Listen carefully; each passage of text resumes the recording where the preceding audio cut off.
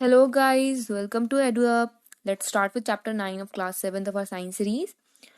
That is soil. See, आप रोजमर्रा में कई बार मिट्टी को देखते हो, पर क्या आप इसकी विशेषताओं के बारे में सोचते हो कभी? देखिए, सॉइल की ना काफ़ी इंपॉर्टेंस होती है. Let's see them one by one. First is it provides encourage. That is soil plants को रूट्स की मदद से होल्ड करती है. सेकेंड इज कि ये रूट्स के थ्रू प्लांट्स को न्यूट्रिएंट्स और वाटर भी सप्लाई करती है, जो प्लांट्स को ग्रो करने में हेल्प करते हैं. Third, it is home to many organisms. यहाँ पर आपको काफी सारे तरह तरह के जीव जंतु रहते हुए मिलेंगे. फोर्थ, सॉइल खेती बाड़ी में भी मदद करती है.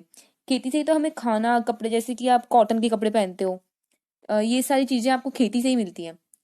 और शेल्टर भी मिलता है खेती से. तो ये सारी की सारी चीजें सॉइल की इंपॉर्टेंस को दर्शाते हैं. सॉइल की इतनी इंपॉर्टेंस होने के बाद भी हम ह्यूमन सॉइल को पोल्यूट कर रहे हैं. जगह जगह पर आपको पॉलिथीन के और प्लास्टिक के बैग्स मिल जाएंगे. देखिए, जो प्लास्टिक के बैग्स होते हैं ये नॉन बायोडिग्रेडेबल होते हैं. दैट इज, जो बैक्टीरियाज होते हैं सॉइल के अंदर वो इनको डीकम्पोज नहीं कर पाते. ये सॉइल में काफी टाइम तक एज इट इज रहते हैं, और ये सॉइल में जो रह रहे होते हैं ऑर्गेनिजम्स उनको भी किल कर देते हैं. इसलिए आप देखोगे कि आजकल काफ़ी डिमांड हो रही है कि पॉलिथीन बैग्स को कम से कम यूज़ किया जाए. गवर्नमेंट भी काफ़ी अवेयरनेस फैला रही है that they should be use less. ऐसे ही काफ़ी सारे वेस्ट प्रोडक्ट्स होते हैं, केमिकल्स, पेस्टिसाइड्स, जो सॉइल को पोल्यूट करते हैं. इसलिए हमें कोशिश करनी चाहिए कि हम पेस्टिसाइड्स को कम से कम यूज़ करें. और देखिए, आप भी ध्यान रखिए कि हम कि प्लास्टिक बैग्स को कम से कम यूज़ करें. देखिए, जो आप सॉइल को रोज़मर्रा की ज़िंदगी में देखते हैं वो सॉइल की सिर्फ टॉप मोस्ट लेयर होती है. और जो सॉइल होती है एक्चुअली वो काफ़ी डीप तक होती है अर्थ में. जैसे कि अगर आप किसी गहरे गड्ढे की तरफ देखेंगे तो आपको एक सॉइल का सेक्शन मिलेगा, वर्टिकल सेक्शन मिलेगा, जिसमें आपको काफ़ी सारी लेयर्स देखने को मिलेंगी. जैसे कि आप इस पिक्चर में भी देख सकते हैं. यहाँ पर आपको सॉइल के डिफरेंट टेक्सचर, कलर्स दिख रहे होंगे. तो यही सॉइल प्रोफाइल होता है. दैट इज, जो वर्टिकल व्यू ऑफ सॉइल होता है उसी को हम सॉइल प्रोफाइल कहते हैं. अब इन डिफरेंट लेयर्स को हम होराइजन्स भी कहते हैं. देखिए, जो ये डिफरेंट लेयर्स आपको दिख रही हैं ये वेदरिंग ऑफ रॉक्स की वजह से होती हैं. देखिए, पहले समझ लेते हैं कि वेदरिंग ऑफ रॉक्स होता क्या है. देखिए, वेदरिंग ऑफ रॉक्स हम वैसे तो आगे अच्छे से समझेंगे फर्दर लेक्चर्स में, बट अभी के लिए इतना समझ लीजिए कि जो बड़ी बड़ी रॉक्स होती हैं जब वो छोटी छोटी रॉक्स में टूट जाती हैं तो वही वेदरिंग होता है. अब ये जो रॉक्स टूटती हैं वो क्यों टूटती हैं? या तो हवाओं के फोर्स की वजह से टूट सकती हैं, पानी के बहाव की वजह से टूट सकती हैं, या टेम्परेचर, दैट इज अगर ज़्यादा टेम्परेचर हो जाता है गर्मी के कारण तब वो टूट सकती हैं. तो ये सारी चीज़ें हैं जो रॉक्स को, बड़ी बड़ी रॉक्स को छोटी छोटी रॉक्स में तोड़ देती हैं, और इसी के थ्रू फिर सॉइल बनती है. चलिए, अब हम सॉइल की लेयर्स के बारे में बात कर लेते हैं. इसमें आपको चार लेयर्स दिख रही होंगी इस पिक्चर में. That is horizon A, horizon B, horizon C and bedrock. जो होराइजन ए होती है वो टॉप मोस्ट लेयर होती है सॉइल की, जो हमें दिखती है, जो हम रोजमर्रा की जिंदगी में देखते हैं. दैट इज होराइजन ए. ये जनरली डार्क कलर की होती है. अब ये डार्क कलर की इसलिए होती है क्योंकि इसमें ह्यूमस होता है. अब ह्यूमस क्या होता है? Humus is a decaying dead matter. जब प्लांट्स मर जाते हैं तो सॉइल में कुछ ऑर्गेनिजम्स होते हैं, वो उन डेड प्लांट्स पर फीड करते हैं और उसे ह्यूमस में कन्वर्ट कर देते हैं. और वही वो लिविंग प्लांट्स के लिए न्यूट्रिएंट्स बन जाते हैं. तो हम ये भी कह सकते हैं कि ह्यूमस सॉइल को फर्टाइल करते हैं. और ये जो टॉप सॉइल होती है वो काफ़ी सारे ऑर्गेनिजम्स का शेल्टर भी होती है, जैसे कि वूम्स हो गए, बीटल्स हो गए, रॉडेंट्स हो गए. देखिए, ये हो गई टॉप सॉइल. अब इसके बाद आता है होराइजन बी. जैसे कि हमने पिक्चर में देखा, इसमें ज़्यादा ह्यूमस नहीं होता, और ये टॉप सॉइल के मुकाबले में काफ़ी हार्ड और कॉम्पैक्ट भी होती है. लेकिन इसकी एक खासियत है कि इसमें मिनरल्स काफ़ी होते हैं. अब इसके बाद जो आती है दैट इज होराइजन सी. इसमें लंप ऑफ रॉक्स होते हैं जिनमें क्रैक्स पड़ जाते हैं. अब ये जो होराइजन सी होती है इसके अंदर पार्टली वेदर्ड रॉक्स होते हैं. अभी जैसे हमने वेदरिंग ऑफ रॉक्स पढ़ा, वही चीज़ है यहाँ पर. क्योंकि इसमें क्लाइमेट का इफेक्ट कम से कम पड़ता है, जितने आप नीचे लेयर्स जाते जाएंगे उतना ही क्लाइमेट का इफेक्ट कम पड़ेगा. तो इसलिए नीचे आपको बड़ी रॉक्स देखने को मिलेंगी. इसलिए जो होराइजन सी होता है उसमें पार्टली वेदर्ड रॉक्स होती हैं. अब इसके बाद जो सबसे नीचे वाली लेयर होती है उसको हम बोलते हैं बेड रॉक, जिसमें रॉक्स के लार्ज पीसेस होते हैं और सॉइल वेदर्ड नहीं होती है. अब सॉइल वेदर्ड नहीं होगी तो ऑब्वियसली बात है कि वहाँ पे सॉइल काफ़ी हार्ड होगी, क्योंकि वो रॉक्स की फॉर्म में होगी. और इसलिए इसे खोदना भी डिफिकल्ट होगा। सो हम ये कह सकते हैं कि सॉइल की डेफिनेशन क्या है? It is mixture of rock particles and humus. चलिए अब हम सॉइल के टाइप्स को देख लेते हैं। ये जनरली 3 टाइप की होती है, that is Sandy, loamy and clay. चलिए पहले सैंडी सॉइल को डिस्कस करते हैं। इसके जो सॉइल पार्टिकल्स होते हैं वो बड़े बड़े होते हैं। अगर अब पार्टिकल्स बड़े होंगे तो ऑब्वियसली बात है वो एक साथ फिट नहीं हो पाएंगे और काफ़ी सारी स्पेस भी रह जाएगी बीच में। तो अब इन स्पेसेस में एयर होती है और पानी भी आराम से इजीली मूव कर जाता है, क्योंकि काफ़ी स्पेस होती है, एयर भी आ जाती है और पानी भी मूव कर जाता है। क्योंकि पानी मूव कर जाता है तो इसका मतलब ये जो मिट्टी है पानी को एब्जॉर्ब नहीं कर रही है।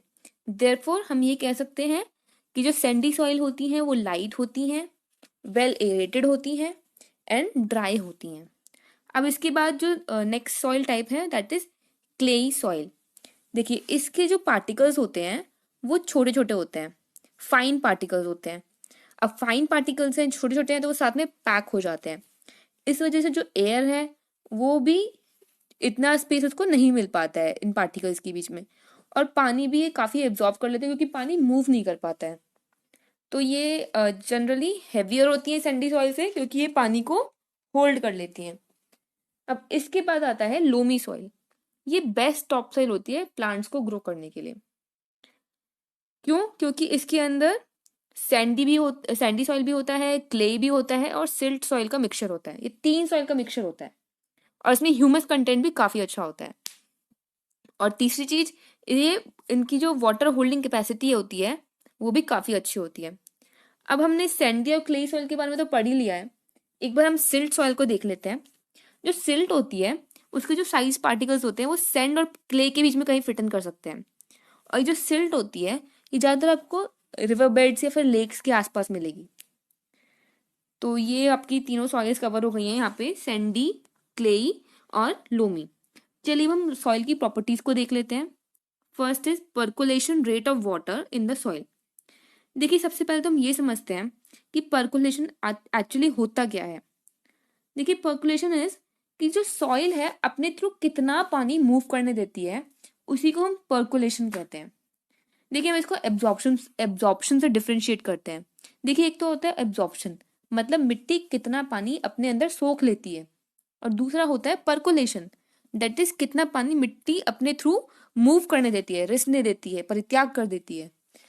और ये जो परकोलेशन रेट होती है सॉइल की, ये भी सॉइल टू सॉइल वेरी करता है। फॉर एग्जाम्पल अगर आप सैंडी सॉइल, जैसे हमने पहले ही पढ़ा था, क्योंकि सैंडी सॉइल के जो पार्टिकल्स होते हैं वो काफ़ी दूर दूर होते हैं, तो वहाँ से पानी इजीली मूव कर जाता है, तो उसका परकोलेशन रेट सबसे ज़्यादा होता है। वहीं जो क्ले सॉइल हो गई या फिर आपकी लोमी सॉइल हो गई, उनमें परकोलेशन रेट कम होता है क्योंकि वो पानी को एब्जॉर्ब कर लेते हैं। अब next property is moisture in the soil. Moisture is the amount of water present in the soil, that is soil में कितना पानी है वही मॉइस्चर होता है।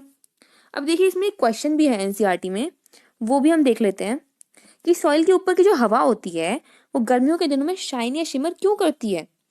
देखिए ये इसलिए करती है क्योंकि सॉइल के अंदर जो वाटर वेपर्स निकलती हैं, जो गर्मियों के टाइम में जो वाटर वेपर्स निकलती हैं सॉइल में, वो सनलाइट को रिफ्लेक्ट कर देती हैं। देखिए यही इसका आंसर है। चलिए अब हम नेक्स्ट टॉपिक पे देखते हैं, that is absorption of water by the soil. देखिए ये भी हमने पहले पढ़ ही लिया है कि कितना पानी मिट्टी अंदर अपने अंदर सोख लेती है। अब ये जो हर मिट्टी होती है उसकी जो सॉइल रिटेंशन कैपेसिटी होती है वो अलग अलग होती है।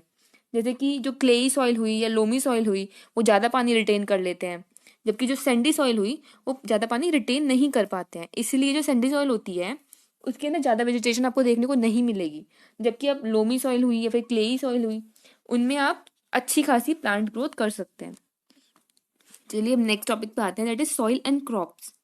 देखिए जो सॉइल होती है वो विंड से, टेम्परेचर से, लाइट से, ह्यूमिडिटी से इफेक्ट होती है, और यही चारों चीज़ें सॉइल के स्ट्रक्चर को और सॉइल की प्रोफाइल को डिफ्रेंशिएट करती है। जैसे कि आप इंडिया में भी देख सकते हो, आपको राजस्थान में डेजर्ट साइड में सैंडी सॉइल मिलेगी, लेकिन अगर आप कोस्टल रीजन्स की तरफ जाएंगे जैसे कि वेस्टर्न घाट्स हुए तो वहाँ पे आपको लोमी सॉइल मिल जाएगी। अब ये सॉइल डिफरेंट डिफरेंट हो गई तो वहाँ पे क्रॉप्स भी डिफरेंट डिफरेंट उगती हैं। जैसे कि अगर वीट हुआ, ग्राम्स हुए, तो उनके लिए क्ले या लोमी सॉइल बेस्ट रहती है। और अगर आपको चावल उगाना है तो वहाँ पे क्ले या ऑर्गेनिक सॉइल अच्छी होती है। सेम इज द पल्सेस, वहाँ पे भी लोमी सॉइल अच्छी होती है। एंड कॉटन भी सैंड लोमी का कॉम्बिनेशन या फिर लोमी सॉइल ले लीजिए, उस पर अच्छी उग जाती है। चलिए अब हम लास्ट टॉपिक पे चलते हैं, दैट इज सॉइल इरोजन। देखिए अगर प्लांट्स नहीं होंगे तो क्या होगा, जो टॉप सॉइल है वो आराम से रिमूव हो जाएगी। प्लांट्स की रूट्स को सॉइल ही तो बाइंड करती है, सॉरी, प्लांट्स की रूट सॉइल को ही तो बाइंड करती हैं। तो प्लांट्स ना होने की वजह से सॉइल लूज हो जाएगी, और अगर सॉइल लूज हो गई तो वो हवा या पानी के साथ साथ बह जाएगी, which will lead to soil erosion.